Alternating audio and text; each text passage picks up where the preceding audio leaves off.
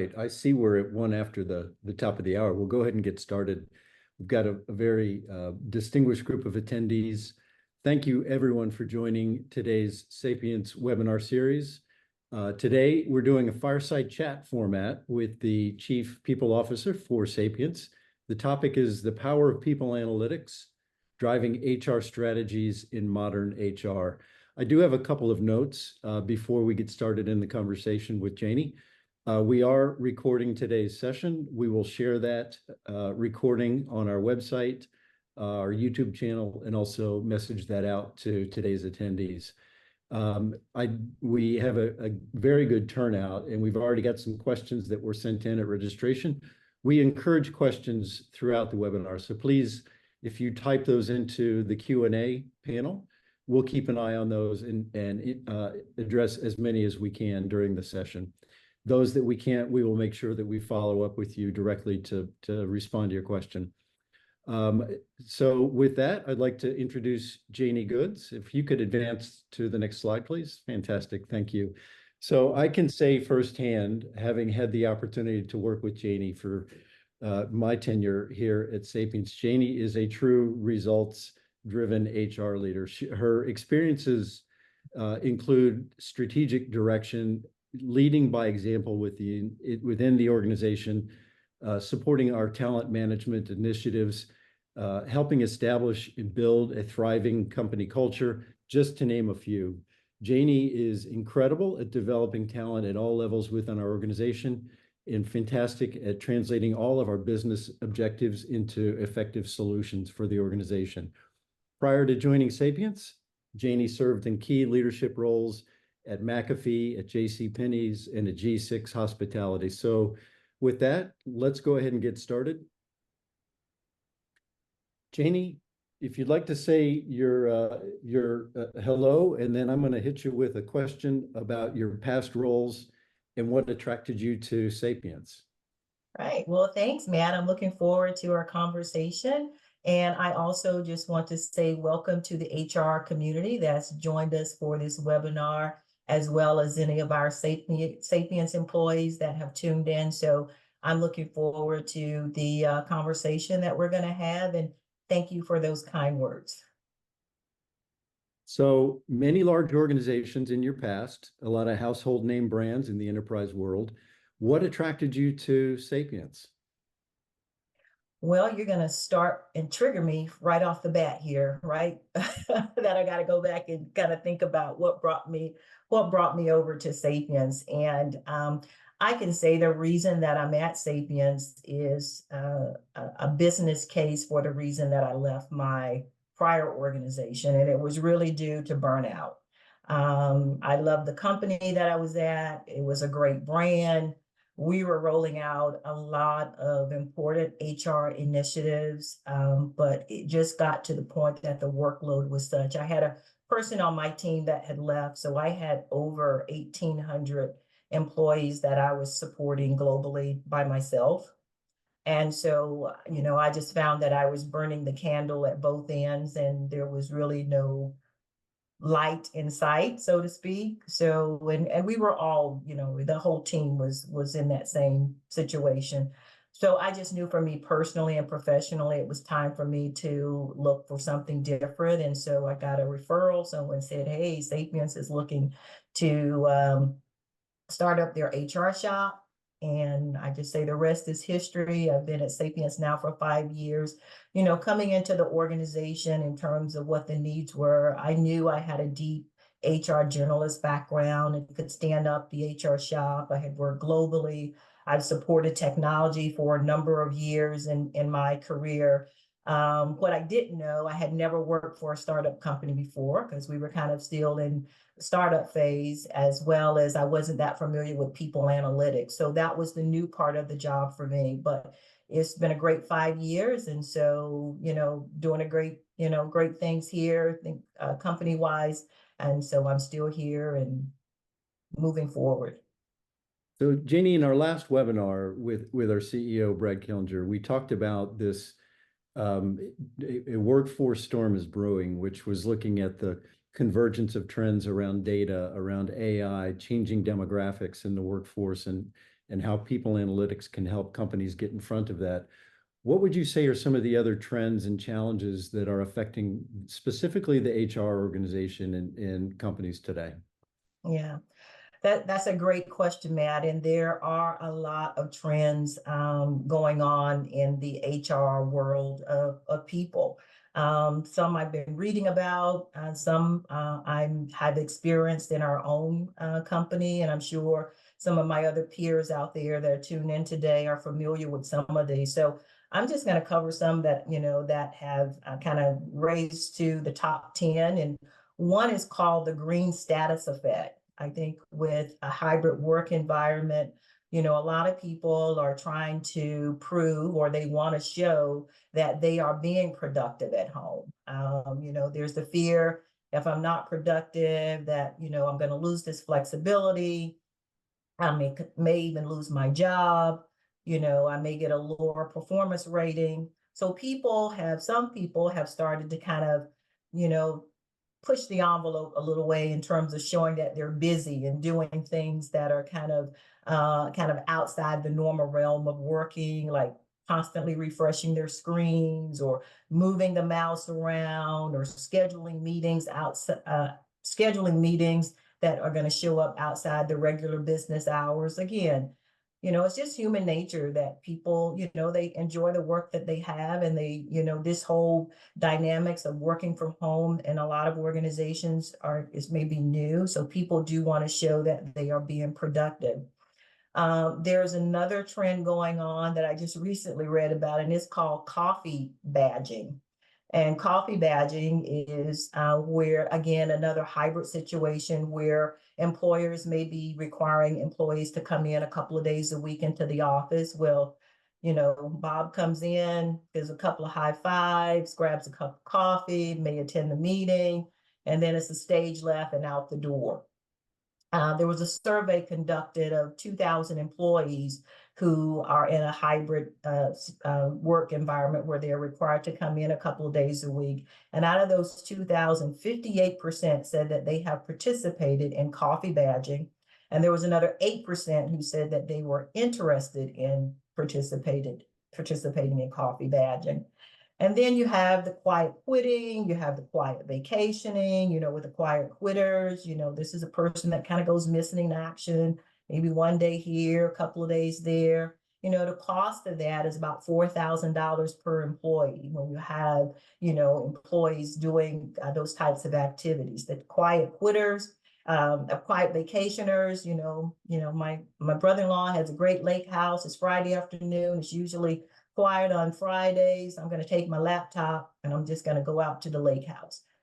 Never tell my boss that I'm taking that time off. And this was a little bit more prevalent when we say with the millennials, and 4 out of 10 said that they had participated in taking time off without, letting their boss know. And you kind of like, so what gives rise to that?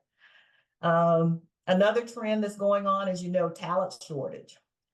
This year alone, there's going to be over 4 million people that are eligible to retire, and recruiters are struggling. I was reading an article where recruiters said people are interviewing in their cars, they're interviewing at the grocery store, they're laying on their bed interviewing, they're not blurting out their backgrounds, and there's all kind of chaos going on in the background. One recruiter even said, "Hey, I saw drug paraphernalia in the background." So, those types of early on behaviors that you're seeing in the talent pool, well, where you think they're going to bring those behaviors right over into the workplace. And the last two that I'll talk about, and I say, don't send me any hate mail about this one because I didn't come up with the name, but it's the lazy girl job. And these are jobs that are paying somewhere between 60 and 80K a year that people work maybe 3 or 4 hours. They say that, they're not demanding tasks that they have. They knock out the work in 3 to 4 hours, and then they spend their time on TikTok. This was actually trending on TikTok a couple of months ago. And then the last one I'll talk about is as we know, the Olympics just finished, but it's called Bare Minimum Mondays, where people on Mondays, it's kind of their self-care day. They have, they try to take in the least amount of emails, they try the least amount of phone calls, because they're warming up for the week. So they won't want to be burned out by Friday. So these are just some of the things that are going on in the people world of HR, and all of us, have some degree of this in our organization. But I think people analytics is a great toolkit to have to help solve or get insights on some of these things as terms of what gives rise. Yeah. Well, so let's dive into that. And I think your a couple of your examples are you made me smile. So using a warm-up Monday to get ready to work through the week to take Friday at the lake house. So I we know that these are challenges. So how can people analytics help the enterprise, help talent management have the visibility into what's happening and know that the workforce is doing what they've been hired to do? And what does the data actually help organizations see and be able to start to predict, just as importantly? Yeah, well, I think all these things in terms of what people analytics can do, it gives you insight as to what's going on in terms of you can see things in terms of like, okay, well, who came into the office today? Where are people working? What type of applications are people spending their time on? How much time are people spending on their devices? So people analytics gives you insights. Now it's just a data point, and I think this is where HR comes in and plays a role, because you have the data point, but then HR can help from a people standpoint, ask the right questions to get to kind of what is the iceberg beyond what you can, the iceberg is below the water there. Like, what is really going on to cause some of these things? Why is this happening? Why are people just coming to the office and just having a cup of coffee and then they check out and they go home? We see this, that the data shows that this is happening. But now, as an HR professional, I can sit down with a manager and have a good dialogue about, okay, well, let's talk about this. Is this a one-off? Is this happening more broadly? And kind of come to some conclusions as to what's the next step to take a look more or to resolve the issue. So the way you're describing people analytics, and it's a somewhat broad umbrella category, right? The version you're discussing, tell us what it exactly shows from a data point of view. Is it, you mentioned the hybrid work challenge, right? Location, policy compliance, I know is a top initiative for many times for the HR organization to manage. The actual productivity levels, the people analytics that you're describing, Jannie, is it revealing insights into those kinds of work habits or work trends? Yeah, absolutely. Absolutely. One of the things that we do as a leadership team, we kind of look at our data on a weekly basis. And I guess this is resonating with me because we just, had a really robust conversation about the data that we were seeing this week in terms of you can see where your hot spots are. And when I say hot spots, that's where people are working a lot of hours. You can see where maybe there's a cooling spot where maybe people aren't working as many hours as you would think based on the job that they have. And again, you can ask the right questions, use the data to ask the right questions to drive through why is that happening and what's going on in the organization. One of the things that we talked about in terms of using the data was just we looked at our own to say we have a remote first policy. And so as we looked at that, the question was raised by our CEO, is this policy still relevant? Does this still work for us as a company? And then as we could, kind of delve into the data, we could look at it for our location in Pune, we could look at it for our location in the US, and then we could have, we just had some great discussion points about what was going on, what was the impact for the employees. And, we came at the end of the day that we felt like the policy was still a good policy in play. But I think you get different perspectives as well when people are looking at the data, because there were some things that came out of that discussion, like from an operational standpoint, maybe there might be more of a need for employees to be together when we have a release or something like that that's going on, to be in the office versus working remote. So those types of questions, are raised as you kind of look at your data. And again, I think it just helps you to have good insights that you'll eventually get to those insights. But I think the speed of when you get those insights, looking at the data and the access of having that data it trumps kind of your traditional ways that you would go about coming up with Yeah. insights.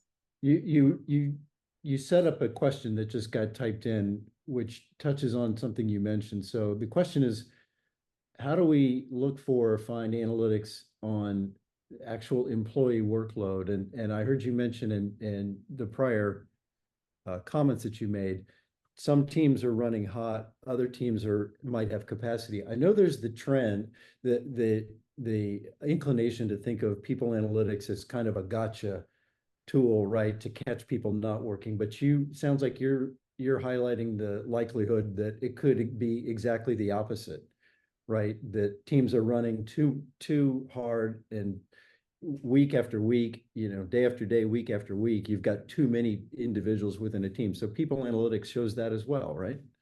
Yeah, absolutely, absolutely. And I want to go back to the comment that you made. I think it's important for companies that's going to use people analytics to, you got to think about any software that you're going to bring in or any policies that you're going to bring in. They should align with what your company's culture and values are. So, I can put my hand to heart here at Sapience and say, we don't have a culture of I got you. That's not what we're trying to do. We tend to have people-centric policies and software that is going to enable how we work. So that's kind of the whole premise behind, I think, in terms of how we view data and how we use data. Is like how can we use that to become more efficient? How can we become more productive? How we can improve, processes. That's the premise from where we're coming and how we use the data. There's an article, Jannie, that came out very recently in one of the well-known business publications. I'll read you a little bit of the quote from the article because it's very relevant to what you just described. So employers can use specialist software, and they're referring to this category of people analytics, to track workers' keystrokes, mouse movements of websites. They can also take screenshots of employees to check whether they are at their screens and looking attentive, or even use webcam monitoring software and measure things like eye movements, facial expressions. You can see where the the bad reputation of people analytics comes in. I take from what you just said, that's not your view of people analytics, and it's likely not going to fit the culture of most organizations. Yeah, absolutely, absolutely. I think in terms of that quote, and I don't know, it makes me think about there was a program that used to come on called Cheaters or something like that, where people use spyware to kind of see what was going on there with their spouses. So, I think there's a place based on what the business is for that. But I think in most businesses that, to me, that's creepy kind of spyware. That's not what we do. Again, we use people analytics in a way that, helps to enable people to work. What we do is, we look at the activity that we're, in terms of people, how they use their devices. And that could mean, are they working remote? Are they working in an office? We look at what activities they may be looking at. Are they using Excel? Are they using PowerPoint? Again, it's all about enabling people to be more productive. I think where HR plays a role here is, the data is just the data. And you can take a let's just say, for example, I've had an example where the data for one particular employee showed that he was not working the expected number of hours that you would for the role that he had. So when you see, well, we probably need to terminate that person. But no, HR comes in, and I think that we're the sounding board, and this is where our value add comes in to say, okay, Mr. Manager, tell me a little bit about, okay, yep, the hours are down, but what's the quality of work when that person does turn in work? Does the person show up at meetings? Are they engaged when they come to meetings? And so again, HR helps to kind of sanitize and ask questions so that they're more people centric. And again, the data is just the data, but I think HR, and where I found that I add value, is being able to come in and ask the right questions that align with how we work on a day in and day out basis. I believe, and I've heard you say this, that what we do, what people analytics can enable is for, call it both sides of the organization to get ultimately what they'd like, right? So for the leadership of a company, you've got the visibility into the capacity of the organization, into work trends around the applications, as you mentioned, into the location productivity levels. From the workforce point of view, I think it's just as empowering, right? Because since COVID, right, we now have 4 or 5 years worth of a workforce that has been, in many cases, either completely or largely work from somewhere else, right? Whether it's a home office or some other kind of a location. Talk to us, Jannie, about what your experience is with your own companies, with Sapience's workforce point of view on people analytics. What's it mean to them? Yeah, well, that's a good question. Been here 5 years, and I tend to I want to answer that question with based on behaviors that I see in our organization. And to be very honest, I've never had any of our employees come to me and say, "Hey, I feel that I'm being managed by people analytics or by my workflow or what's coming up in the data from the analytics." I've never had anyone make that comment to me at all. And usually your exit interviews are a time when people are maybe upset, a little upset, and they leave the organization, and that's when they will kind of tell you how they really feel. I've not had any of our employees make any comments about. So I think that goes to speak to what I was talking about early. There's the data, and then it's how you use the data to make it feel people centric, to make it feel like it's a win-win for employees as well as for employers. I recently added a new person to my team, and it was quite interesting. A couple of weeks ago, we were having a conversation, and she shared with me how she was looking at her own productivity, and she had her own insights about, hey, here's my productivity time, and kind of here's kind of where things level out.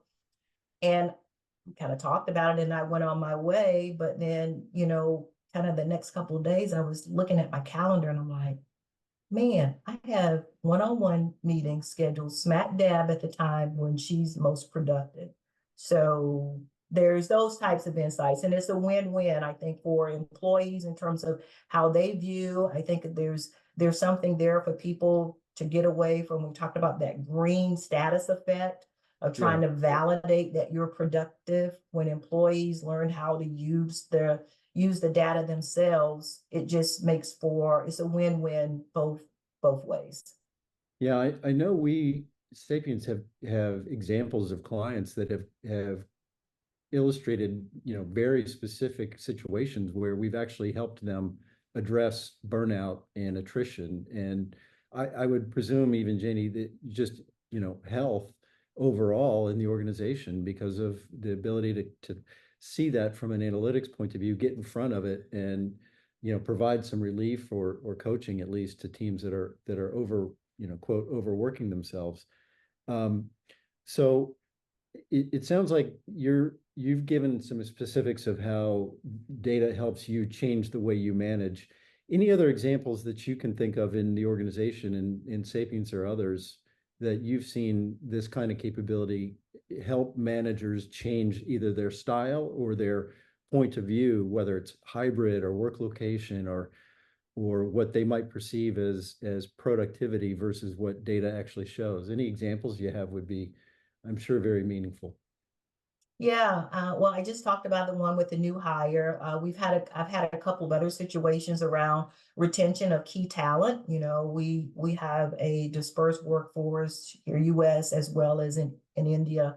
And we have one employee who, again, when you look at the data, constantly running hot. Week after week, you hear this person's name come up, they're running hot.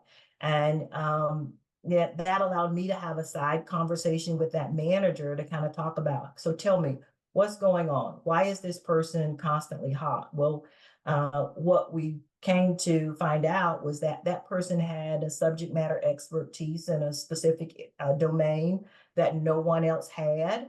And so we talked about, you know, okay, well, is this going to be a short-term thing? Do we see, you know, this is going to lighten up in the next couple of weeks, or is this going to be something ongoing? And we, you know, we found that through conversation that this was going to be something ongoing. And so we augmented with bringing in some contractors to help out who did have that specific domain, and that, you know, that retained our talent. And, you know, Matt, when you think about when we were all in the office, that probably would have been a lot. You know, we would have seen that, or I think sometimes people are, when you're right there and you're co-located, it's easy to reach out and say, "Hey, Matt, I'm drowning over here. Could you give me a Yeah. hand?" But I think when people are working from home, you know, how to delegate, how to ask for help can be challenging. So again, the data gives insights that we physically don't get to see. Without that, we could have potentially lost that employee. There was another situation, same thing, where we have an employee who's constantly running hot. And when we looked into that, you find out that that's a work style thing. You know, the employee's aware that they work, but you know, when I think about that and the implications for larger organizations, and when you have big teams and you're sending out emails at 1 o'clock in the morning and 5 o'clock in the morning, and people are working in hybrid situations, they're like, holy cow, what does this mean? Am I supposed to be up at 1 in the morning answering these emails, or 5 a.m. in the morning? So it was a good way to coach and to give feedback, as well as I think we still have to have some health hygiene check-in points with our employees to just make sure that even that if that is a natural style, we don't have them run into burnout.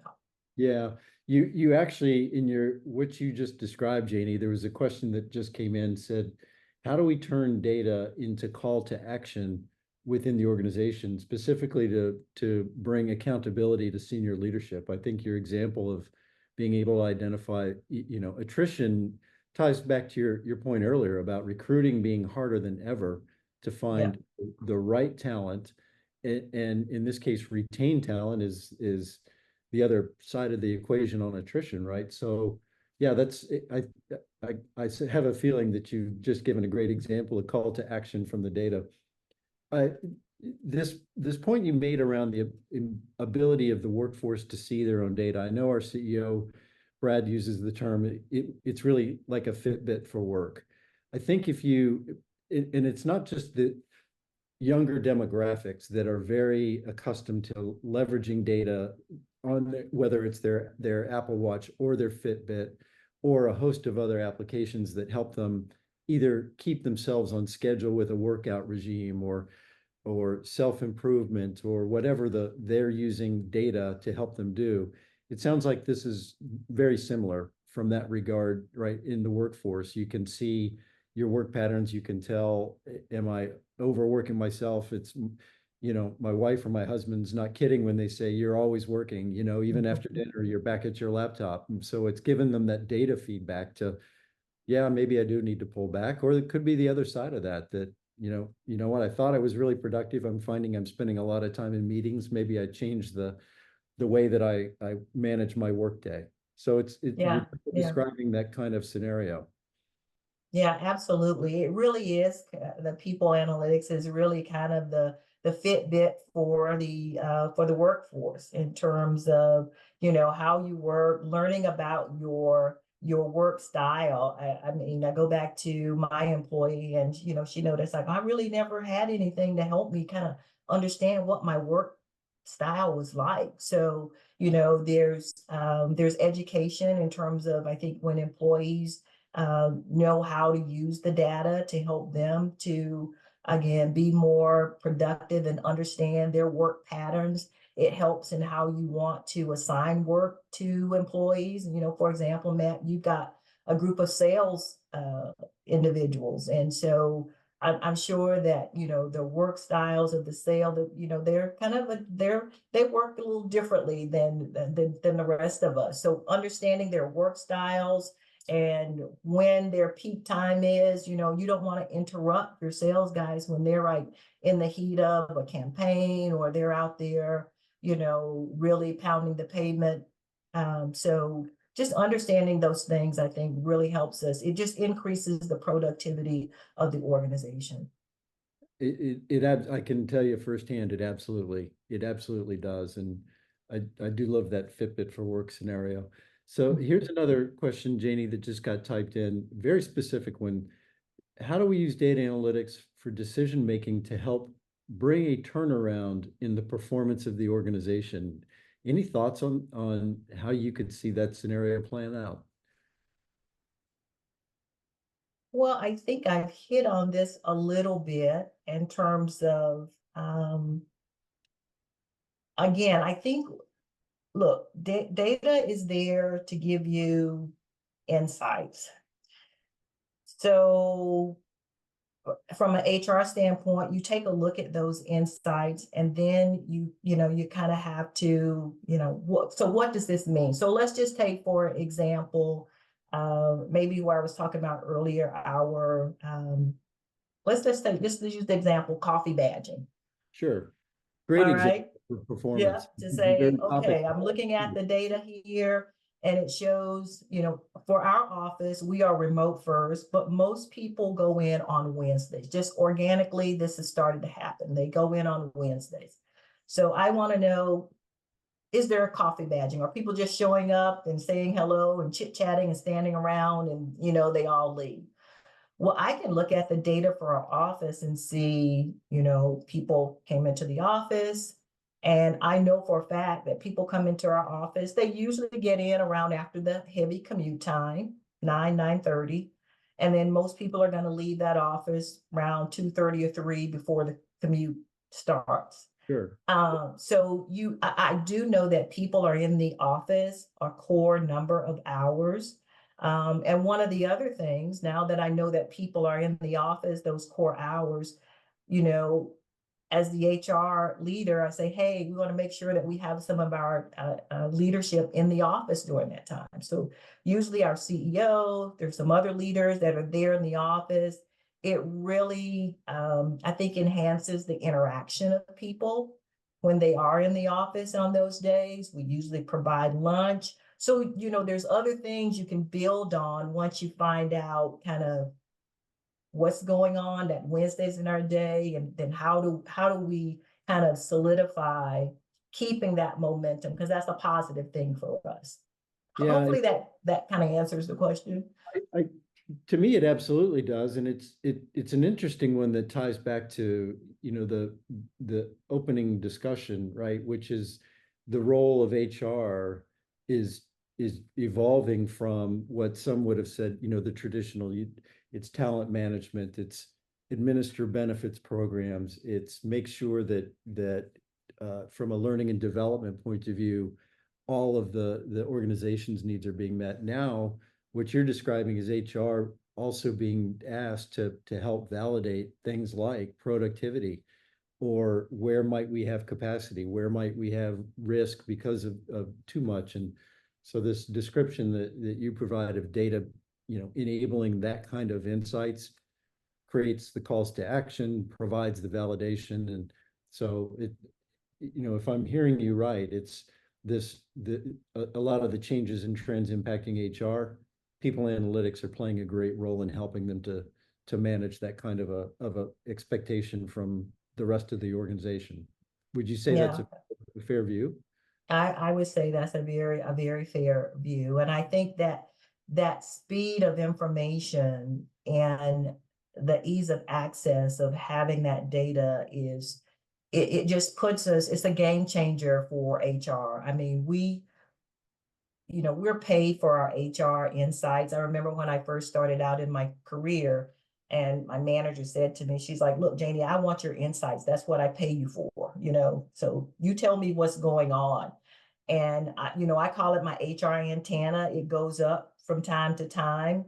But in this day, when things are happening so quickly, and I sit here in Virginia and the rest of the population is dispersed. We have an office there in Pune. We have an office in Plano. I'm not there for my HR antenna. So it does go up, but there's a lag in terms of by the time I figure out something's going on. But with having easy access to the data, it gives me insights where then my HR antenna can go up, and then I can start to delve into those things a little bit more to kind of figure out what's going on and validate. I can absolutely see how that's the case. So we have time for just a couple more questions. So Jannie, Sapience obviously provides people analytics software, and I've heard you touch on the importance of the workforce side of the equation as much as enabling decision making from the leadership point of view.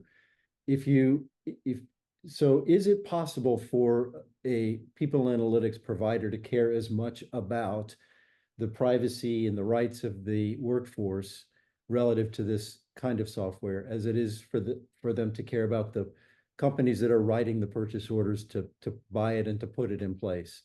Can you balance that? Can you balance the two sides of that coin? Yeah. Yeah, I think we absolutely have to. That's kind of the must-have for us as a company. We are a small people analytics company, and our brand is everything to us. So the software products that we put out, I think, is a good reflection of who we are from a culture perspective, who we are from a value perspective. So that has to align that. Our software out there is really to enable people to be more productive in terms of how they are managing the workforce. So those two, funny you say that, Matt, because something popped up in my feed yesterday about a double bind, it's called double bind trend, where millenniums are feeling like, okay, I was told one thing because this is how the software was going to work. But then once they got there, they experienced something totally different. So they're not happy with that. So again, I think our software is a great reflection of our brand and what we represent as a company. So Jannie, last question for you, and this one was just typed in. So it says you're at the epicenter, it sounds like, Jannie, of data and the future of HR. So where do you think all this goes over the next few years? Wow. Well, according to Jannie 101, I think people analytics is here to stay, and we're just going to see more of it. Yeah.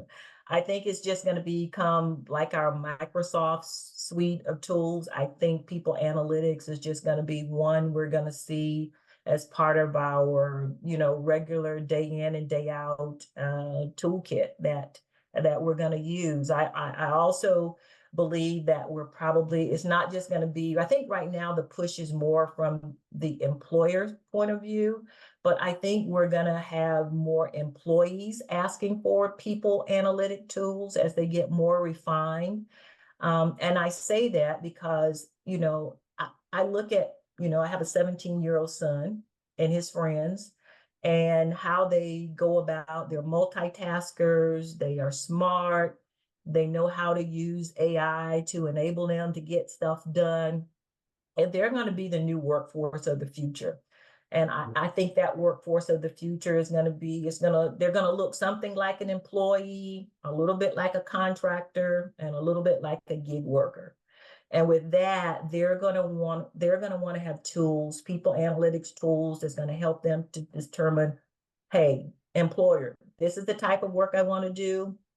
This is, I want to have the flexibility to do it here. Maybe their regular work day won't look like our work day. And then they're going to want to be able to work wherever they want to work.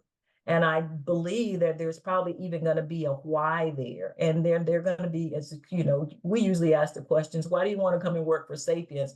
They're going to want to know, why should we come and work for you? Where are your values? What is your culture like? How does that align with me? So again, I think the world of people analytics is we're just gonna see more of it and be asked for it. Jannie, as always, you've got your finger on the pulse of this space. And thank you very much for your time today. I want to thank all the attendees, the questions that were submitted. If we didn't get to yours, we will certainly reply directly to you and make sure that your questions get answered. Again, we will post the recording of this session to our website, YouTube, and we'll make that available to everyone who attended. So thank you very Hey, much. Matt, Yes. just one other thing before we leave. You know, I just want to do a shout out to the HR community out there. And what I'd like to ask you to, you know, go back to your teams and ask them what are their challenging people issues. You probably already know as a leader, but ask your teams and come up with your top 2 or 3. And then, you know, think about those in terms of where you may be spending dollars around those things. And I would love it if you would consider, you know, I know our website is up. Come get a demo with us. I mean, I'm not a salesperson, so I'm going to stay out of that lane. But I would like, you know, I would just say, hey, come to us with your hypotheses of what you think your HR top 2 or 3 issues are, and let us give you a demo and walk you through some of the reporting that you can see and how those things, I think, can help facilitate driving decisions. Great point. And Jannie, thank you. Everyone who attended, thank you. We appreciate your support in joining these sessions. Look for our next part of our Sapience People Analytics series, the middle of September. So thank you all. Have a great rest of your day. All right. Thanks, Matt. Thanks, everyone. Bye-bye.